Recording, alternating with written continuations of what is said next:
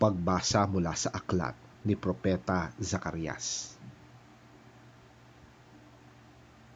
Sinabi pa ni Yahweh, "Umawit ka sa kagalakan, bayan ng Siyon, sapagkat maninirahan na ako sa inyong kalagitnaan."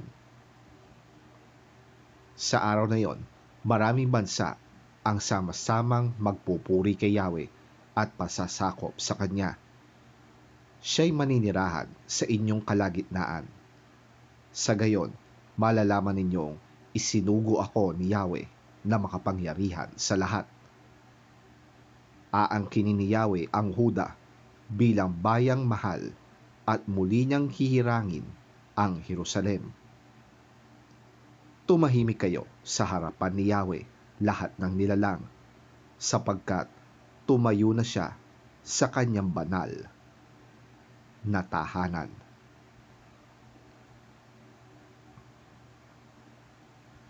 Ang salita ng Diyos.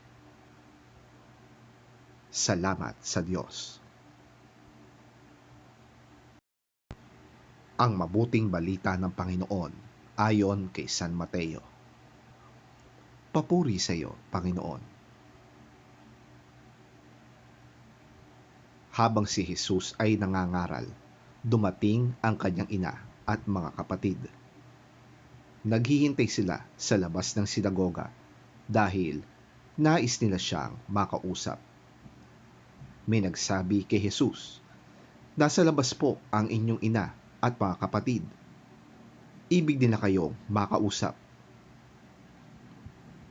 Ngunit sinabi niya, "Sino ang aking ina at sino-sino ang aking mga kapatid?" Itinuro niya ang kanyang mga alagad at sinabi, "Sila ang aking ina at mga kapatid, sapagkat ang sino mang sumusunod sa kalooban ng aking Ama na nasa langit, iyon ang aking ina at mga kapatid."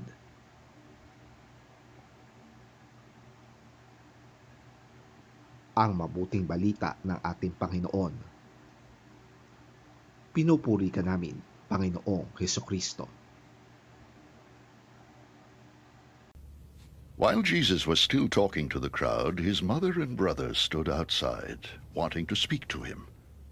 Someone told him, "Your mother and brothers are standing outside, wanting to speak to you." He replied to him, "Who is my mother and who are my brothers?" Pointing to his disciples, he said, "Here are my mother and my brothers.